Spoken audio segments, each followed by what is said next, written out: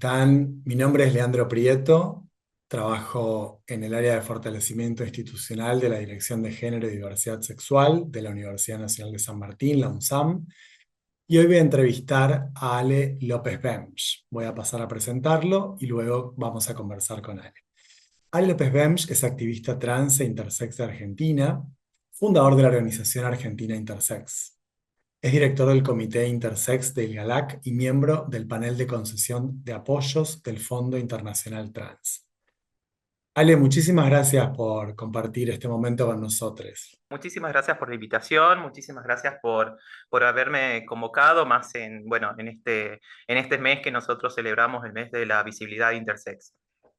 Exacto, sobre eso te quería preguntar porque nos convoca esta entrevista justamente el 26 de octubre, ¿no? Que es el Día Internacional de la Intersexualidad. Y en ese sentido preguntarte, bueno, por un lado, ¿qué es la intersexualidad y por qué celebramos o está en la agenda, digamos, en el calendario este día? Bueno, la intersexualidad, las personas intersex son aquellas personas que nacen con variaciones de sus características sexuales, que pueden ser en sus cromosomas, en sus hormonas, en sus patrones hormonales, que no encajan en las definiciones típicas de masculino o femenino. La intersexualidad no es una orientación sexual, ni identidad de género, ni un tercer sexo, ¿no? Que por ahí es como algo que se confunde muy a menudo. Somos personas que nacimos con una variación corporal. Y con respecto al Día de la Visibilidad Intersex, bueno, el Día de la Visibilidad Intersex, como bien dijiste que es el 26 de octubre, el movimiento Intersex lo celebra por la primera manifestación que hacen los activistas intersex y grupos aliados afuera de la Academia de Pediatría de Boston en el año 1996. A partir de ahí el movimiento intersex bueno, a partir de ahí empieza a visibilizar las demandas y las violaciones a los derechos humanos que sufren las infancias intersex. Y cada año las personas que somos activistas y las organizaciones y organizaciones aliadas visibilizan principalmente que existimos y las violaciones a los derechos humanos que suceden desde nuestro nacimiento y durante toda nuestra vida. Bueno, hablabas de violaciones, ¿no? De derechos humanos y pensando un poco en el principio también de igualdad y no discriminación y en esta trayectoria, este recorrido que vos nos expresaste recién sobre las dificultades de las personas intersex, ¿cuál sería la situación actual de las personas intersex pensando, digamos, en estos principios de los derechos humanos? Bueno, la situación de las personas intersex en casi todos los lugares del mundo donde no existen unas leyes puntuales que protejan a las infancias intersex, eh, son sometidas a intervenciones cosméticas no consentidas, que son irreversibles, que causan muchísimo daño, no tan solo físico como dolor corporal, incontinencias, pérdida de la sensibilidad, sino también psicológicos, ¿no? Porque desde muy temprana edad las infancias intersex son sometidas a videos, a filmaciones, a fotografías de sus genitales, y es algo que como activistas nosotros los venimos demandando, lo venimos denunciando, lo que sucede con las infancias, ¿no? Eh, Esto sucede en la mayor parte de los lugares donde no existe una legislación que proteja a las infancias intersex. Y a propósito de legislación y del rol también del activismo, me gustaría recuperar acá que, bueno, hace poco estuviste justamente en carácter de activista. Voy a leer porque es un nombre bastante largo. Bueno, estuviste en Ginebra, en Suiza, en lo que se llamó la Mesa Redonda sobre la lucha contra la discriminación, la violencia y las prácticas nocivas contra las personas intersexuales, que fue parte de un periodo de sesiones del Consejo de Derechos Humanos de la ONU, el número 60 en este caso. En ese sentido, preguntarte un poco, bueno, ¿cuál es la importancia justamente de este tipo de sesiones, de este tipo de mesas en la ONU, pensando en la ONU como un organismo internacional y en definitiva, cuál es la importancia de los organismos internacionales en esta articulación, ¿no? Con la sociedad civil a la hora de poder abogar por los derechos de la población intersex? Bien. La importancia de los organismos internacionales de derechos humanos recae en la capacidad que tienen de visibilizar, ¿no? Lo que está sucediendo con ciertas poblaciones, como esta, la población intersex. El 15 de septiembre yo tuve la oportunidad de viajar a Ginebra junto con diferentes activistas a nivel internacional. Bueno, ahí estuvimos junto con una persona que fue pionero en el activismo intersex en Latinoamérica y el Caribe, como fue Mauro Cabral, que él viene haciendo un trabajo desde hace muchísimos años para que se dé este evento que fue un hito para la población intersex en Ginebra, que fue la primera vez que se reúnen diferentes activistas y se puede visibilizar la discriminación y la violencia que enfrenta este grupo de población. En esta 60 sesión del Consejo de Derechos Humanos de Naciones Unidas, bueno, estuvo Mauro Cabral, estuvo Natalia Jiménez Mata, que es una activista también de Costa Rica, que comenzó también el activismo junto con Mauro Cabral y yo representando a Latinoamérica y el Caribe. Este evento se realizó en el cumplimiento de la resolución del informe de la solicitud del informe del año anterior, Mm. del 2024, donde el Alto Comisionado de Naciones Unidas pidió un informe detallado sobre las violaciones de los derechos humanos que enfrentan las personas intersex.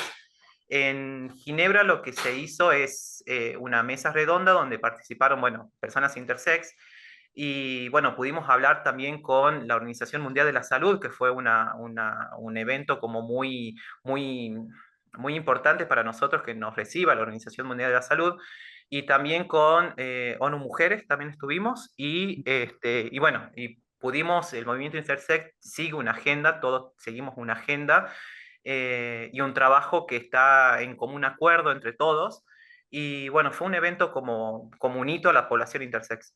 Sí, sin duda lo que nombrás de la OMS no es menor, es muy importante teniendo en cuenta el carácter patologizante hacia las poblaciones LGBTIQ+ en general, que históricamente, digamos, ha habido en el mundo y, digamos, en los discursos médicos científicos, psiquiátricos, pero también en la sociedad en general, en los estados y también en los propios organismos internacionales que adherían, digamos, a esos manuales. Y particularmente, bueno, en la población intersex esto se notó mucho más por todo lo que comentaba Santa respecto a la historia, ¿no? De este colectivo y la alta medicalización e intervención de sus cuerpos, ¿no? Está buenísimo todo esto que contás sobre el escenario de organismos internacionales. Y ahora preguntarte un poco cuál sería la articulación con la sociedad civil, digo, entendiendo ya en carácter más general, no solo con el activismo LGBT, que también, digo, porque hay activismo intersex, hay activismo LGBTIQ+ en general, y también hay activismo que trabaja sobre otras poblaciones vulneradas. Entonces, ¿cuál sería esa articulación, si acaso existe? Bueno, obviamente sí con la población LGBTI, pero sí hay también otras articulaciones con otros grupos defensores de derechos humanos. Por ejemplo, yo dirijo una organización que se llama Argentina Intersex. Esta organización lo que hace es tener como alianzas con el movimiento de personas con discapacidad, porque tenemos mucho en común, ¿no? Las personas intersex que fuimos medicalizadas, que no nos preguntaron si queremos o no queremos las intervenciones quirúrgicas. Hacemos como mucho trabajo con la población disca y hay otras organizaciones que trabajan también con el movimiento de autonomía corporal, como el movimiento de personas gordes, y con la población LGBT. Eh, lo que nosotros observamos mucho es que muchas veces se incluye la LGBTI, se incluye la I y hay un desconocimiento total sobre principalmente quiénes somos y cuáles son las demandas específicas que tenemos. Eso lo encontramos no tan solo en el activismo territorial que hacemos, por ejemplo, yo que estoy en el norte de Argentina, sino también a lo largo y a lo ancho del país. Son muy pocas las organizaciones que llevan la I y que saben o tienen personas intersex dentro de sus organizaciones. Pero tratamos de hacer siempre un trabajo vinculado con otros movimientos, porque sabemos que nosotros solos no podemos, y nosotros, por ejemplo, en el año 2021, 2020, no me acuerdo bien el año, el activista Mauro Cabral, que dirige una organización en Argentina que se llama Justicia Intersex, presentó un proyecto de ley de protección integral de las características sexuales. Y para presentar ese proyecto, uno sabe que necesita de otros movimientos para que nos ayuden a visibilizarlo, para que nos acompañen. Y es muy importante la vinculación, no tan solo con el movimiento feminista, el movimiento disca, sino también con los movimientos académicos, con la población en sí, porque no es algo únicamente que sucede a un sector muy chico de la población, sucede a todas las personas no vinculadas al movimiento LGBT, ¿no? Sí, exacto, y además con esta particularidad que comentás respecto a la población intersex en particular, también si siempre hablamos de la dificultad de cuantificar, de censar, de conocer más a fondo a nuestra población LGBTIQ más en general, más difícil aún y más desafiante es cuando hablamos de grupos como el intersex, que como vos bien decías, incluso a veces dentro del propio movimiento LGBT o LGBTIQ+, en este caso, incluye digamos, la letra como parte de ese acrónimo, de esa sigla, pero no siempre está el conocimiento respecto a quién es esta población, qué demandas tiene y cuáles son las especificidades y también las diferencias con otros grupos. Uh -huh. Ahí, bueno, pienso un poco también en las dificultades que ha habido históricas y los desafíos, pero bueno, también en muchos casos las buenas alianzas que se han logrado en el movimiento LGBTI respecto a empezar a incorporar a otros grupos dentro de ese Sí, gran paraguas de la diversidad sexogenérica. No sin tensiones, pero bueno, de a poco la incorporación. Y en esto que decías, también está bueno pensar en que a veces se necesita de la especificidad, ¿no? Por ejemplo, vos nombrabas Argentina Intersex, que sos presidente de esa agrupación, de esa asociación, y es muy importante tener, digamos, una agenda específica y a la vez también lo que comentabas de Mauro Cabral respecto a las articulaciones con otros grupos, ¿no? sí. Y pensando en el Eh, caso argentino, entonces, ¿cuál sería la situación de la población intersex ahora sí en nuestro país, tanto en el norte, que es por ahí lo que más vos conocés, como en el país en general? Bueno, actualmente a lo largo y a lo ancho de Argentina se siguen sometiendo a las personas intersex a intervenciones cosméticas no consentidas. Esto sucede en hospitales públicos y en clínicas privadas. Estos procedimientos nunca pararon, ni en el tiempo de la pandemia, ni ahora. Eh, Mucha gente piensa cuando habla de mutilación genital, porque es una mutilación genital lo que sucede en las infancias intersex, piensa que sucede en otros pueblos, en otros países, en alguna región muy lejana de Argentina, pero no saben que está sucediendo en sus propias provincias, en sus propios hospitales de las ciudades. Y es muy triste porque a nosotros y a muchas organizaciones de Argentina llegan casos preguntando, consultando, infancias que ya fueron intervenidas con millones de problemas. Y la verdad que mientras no exista una ley que proteja puntualmente a las poblaciones intersex, porque tenemos la ley no sé, tenemos los derechos del niño, los derechos del paciente, pero a las poblaciones intersex, todos esos no nos, no, ¿cómo sería? No nos llega, es como que está, pero no está. Por eso te había nombrado anteriormente que en el año 2021 se hizo este proyecto de ley, se presentó, perdió estado parlamentario, se volvió a presentar, volvió a perder estado parlamentario este proyecto de ley, que es un proyecto de ley pionero eh, que tiene como objetivo principalmente la no mutilación, la no intervención a menores de edad y tiene como otro eje que es muy importante, que es la reparación. ¿Qué es lo que sucede? Las personas como yo, que fuimos intervenidas en la infancia y tenemos muchas secuelas por esa intervención, tenemos muchos gastos médicos, no sabemos cuántas veces nos operaron, no sabemos qué nos pasó. Hay una parte de nuestra vida que no nos dicen, porque las historias clínicas actualmente en Argentina se las guarda durante 10 años. Este proyecto de ley venía a resguardarlo durante 50 años. Yo me enteré que era una persona intersex a los casi 30 años. Antes de eso yo sabía que era una persona lo que me decían que era una persona enferma, que era una persona que tenía una deformidad, que por eso me habían realizado esta intervención quirúrgica. Por eso es muy difícil que una persona intersex diga y sepa que es una persona intersex, porque toda su vida vivió patologizada como una deformidad, como una aberración genética. Yo con esas palabras crecí, la mayoría de las personas intersex crecimos con eso.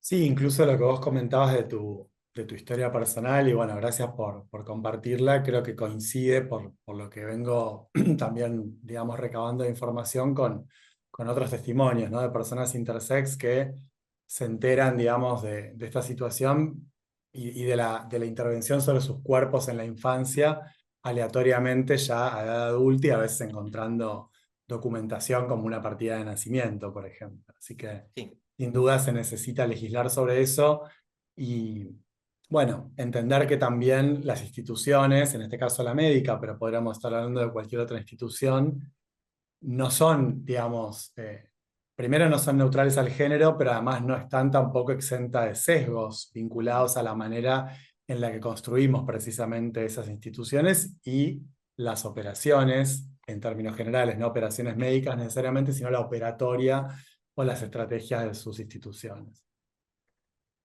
Y hablando de instituciones, este año, Ale, presentaron el congreso, el primer congreso Intersex en la UNT, en la Universidad Nacional de Tucumán. Vos fuiste parte del comité organizador. Bueno, ahí celebramos, por supuesto, que la UNT haya sido parte activa de este evento tan importante, no solo prestando las instalaciones, sino, entiendo, involucrándose. Y bueno, vos también en tu doble rol, ¿no? Tu doble pertenencia, por un lado, de Argentina Intersex y también como estudiante de esa universidad pública de la Argentina. ¿Cuál sería Sí, ese impacto que tiene para Tucumán, para el norte y para la Argentina en general, incluso para Latinoamérica, porque sé que hubo gente de varios países, el impacto de un congreso de este tipo en el país? la verdad que fue un evento que lo organizamos Argentina Intersex junto con el CEDISEX, que es un centro de estudios de diversidad de la Facultad de Filosofía y Letras de la Universidad Nacional de Tucumán.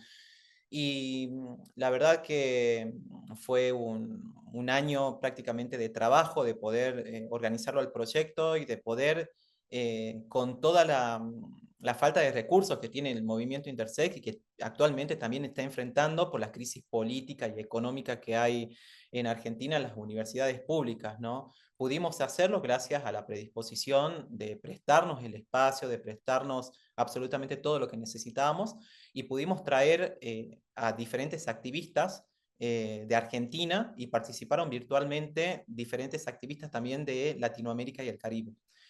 Fue una oportunidad principalmente para reunirnos, para visibilizar nuestras demandas y también hubo una mesa sobre familias intersex porque también las alianzas viene con las familias, ¿no? Las familias que tienen infancias intersex y aquellas mamás o aquellos papás o tutores legales que empiezan a visibilizar o empiezan a tomar conciencia y dicen, no, yo no voy a intervenir a mi hijo, hija, hije, y creo que la mesa esa de familias intersex fue muy movilizante. Fue un evento, el primer evento que se hace en Latinoamérica con en un establecimiento de la universidad pública.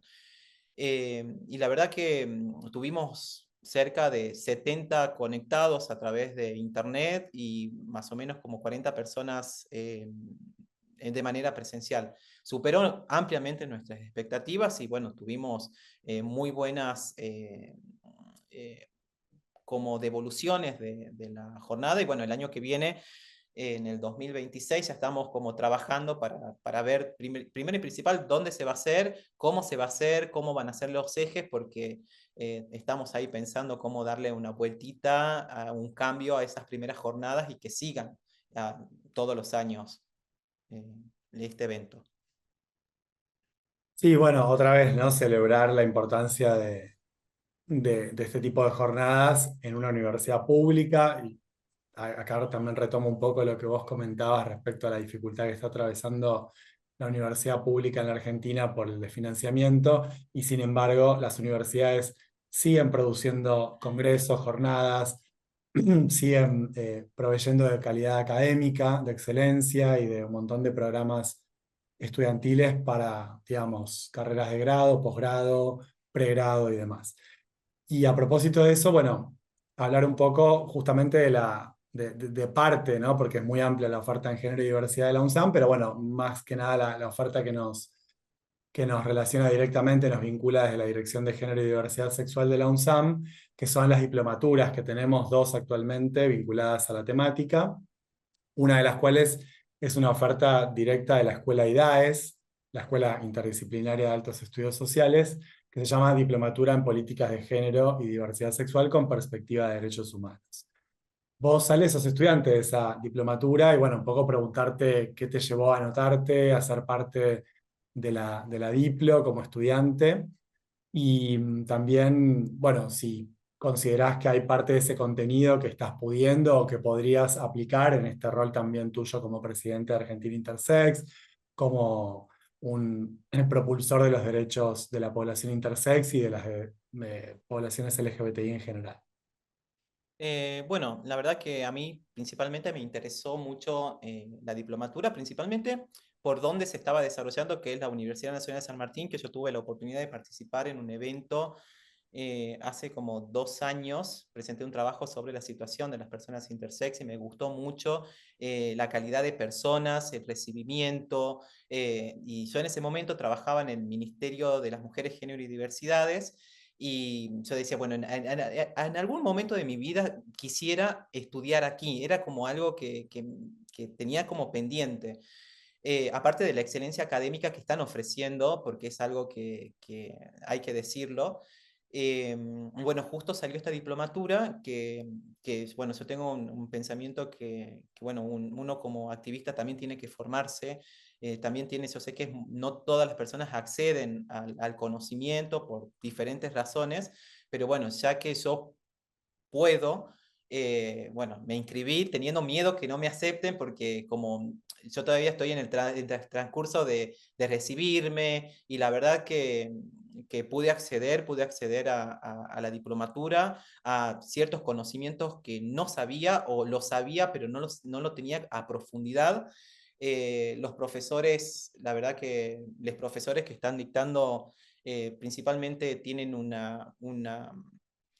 capital de conocimiento muy importante y que a mí me sirvió no tan solo para estudiar y aprobar la diplomatura, sino también, como vos decías, como mi rol de activista, ¿no? Porque uno ya va preparado desde otra manera y va hablando con otros términos, no tan solo en una charla comunitaria, barrial, sino también uno se va puliendo en algunos términos para poder entablar otros tipos de conversaciones en otros tipos de lugares y en otros tipos de instituciones. Eh, y, y, bueno, estas también, no sé si el año que viene se volverá a dictar esta diplomatura, pero es una oportunidad muy buena para que todos puedan acceder. Aparte, el precio también no era elevado, era accesible y bueno, me gustó también por eso.